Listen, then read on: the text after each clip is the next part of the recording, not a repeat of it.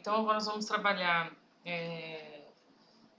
direito das obrigações de não fazer, né, como prometido na aula anterior.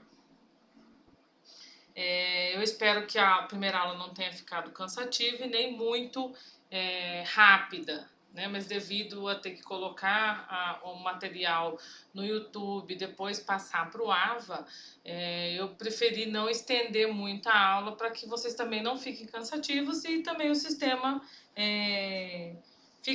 receba, né, esse material para não ficar muito pesado também para vocês utilizarem. Então, nós vamos dar continuidade agora com das obrigações de não fazer. Eu vou passando os slides como na outra aula e vocês vão acompanhando o desenvolvimento. Obrigações de não fazer. As obrigações de dar e de fazer são obrigações positivas, enquanto a de não fazer, elas são negativas. Então, a obrigação de não fazer ou negativa, como algumas obras trabalham, impõe ao devedor um dever de abstenção.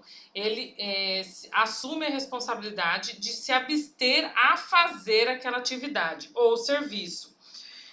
O de não praticar o ato que poderia livremente fazer se não houvesse essa obrigação de abstenção.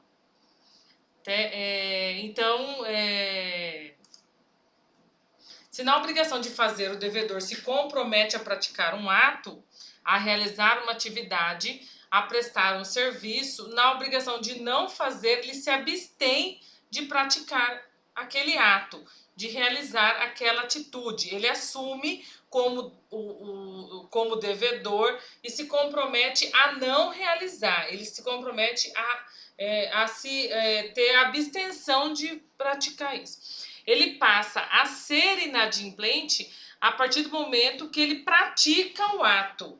Então, ele assume a obrigação de não fazer, ele deixa de praticar aquele ato, ele assume a responsabilidade de não prestar um serviço, de não realizar uma atividade. Quando o devedor ele passa a ser inadimplente quando ele vem e pratica o ato que ele assumiu o compromisso de não fazer.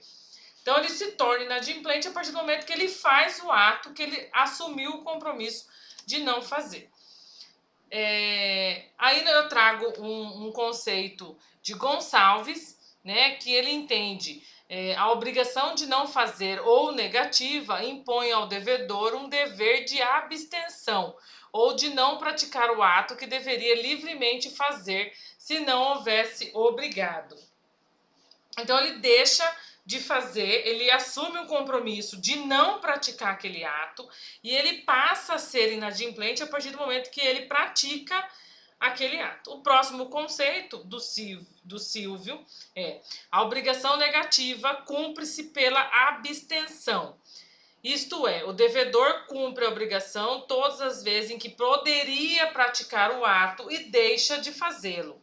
Há uma continuidade ou sucessividade em seu cumprimento. Então, os dois conceitos deixam claro, né, que a obrigação negativa, ele assume o compromisso de não fazer aquela atividade imposta, né? Ele assume o compromisso de não realizar aquela atividade, aquele serviço.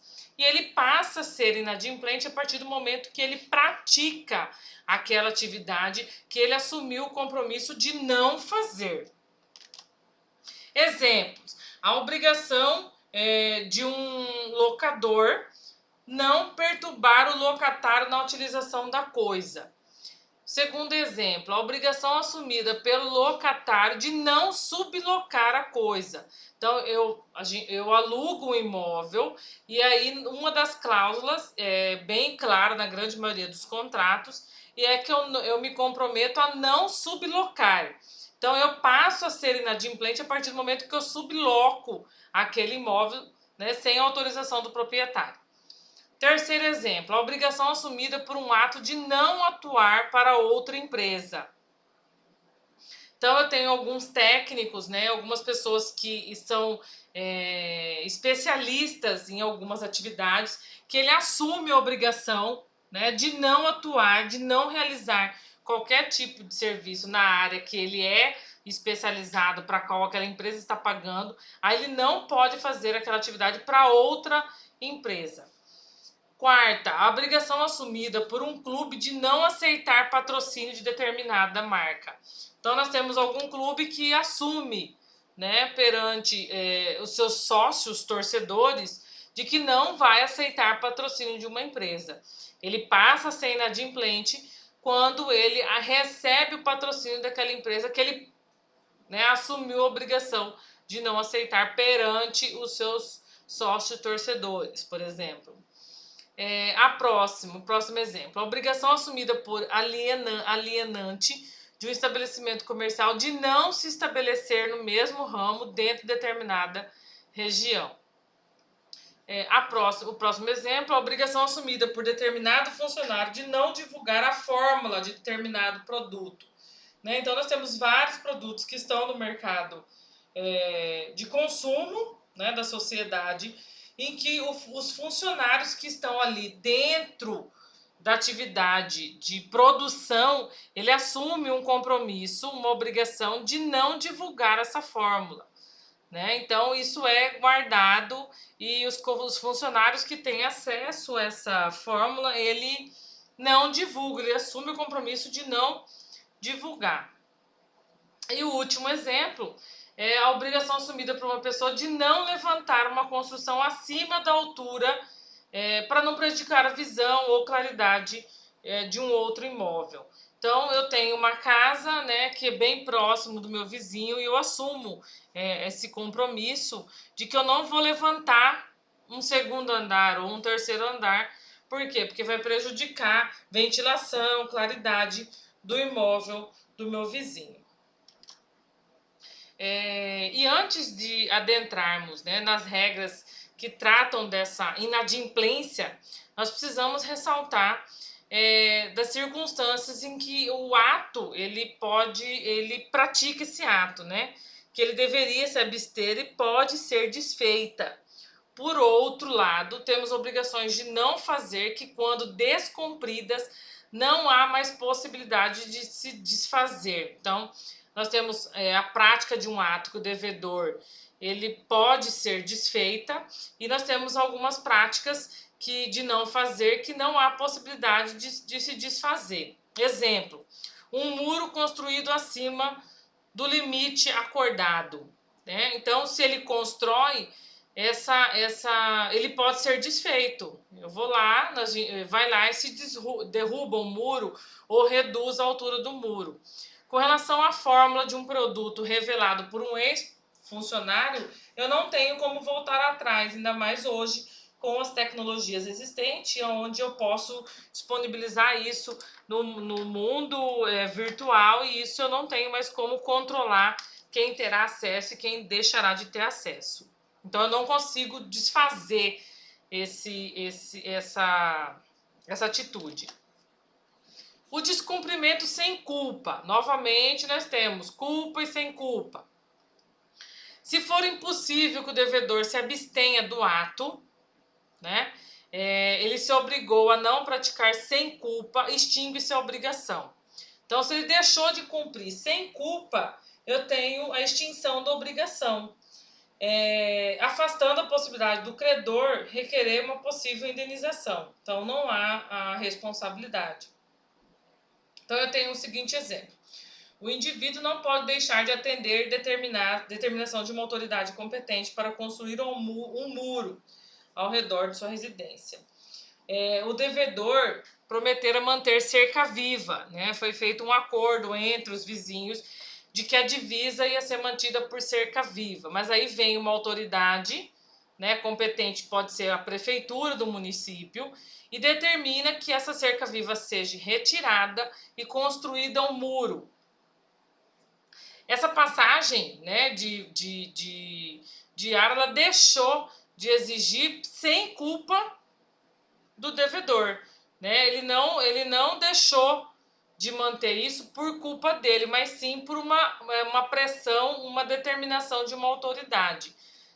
Ok? Então, ele afasta essa responsabilidade de uma possível indenização por perdas e danos, porque ele descumpriu sem a culpa, e isso vocês podem fazer a leitura no artigo 250 do Código Civil. O descumprimento com culpa, ato irreversível, não consigo voltar atrás. Se o devedor pratica ato que se obrigou a não praticar com culpa e não for possível desfazimento, eu não consigo voltar atrás, eu não consigo desfazer aquela atividade, poderá o credor pleitear indenização por perdas e danos. Então, o ato de ser divulgada, né, o jeito de se fazer um produto, né, por um ex-funcionário, eu não consigo desfazer isso e poderá o credor, a empresa, pleitear uma possível indenização por perdas e danos. Poderá, não é obrigatório, fica a critério do credor exigir isso ou não.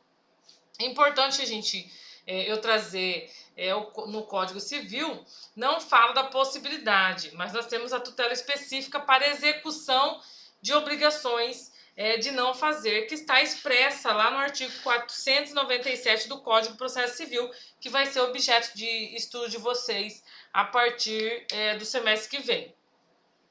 Que leva a esse entendimento, que uma vez que é impossível alcançar o status anterior ao ato que foi praticado.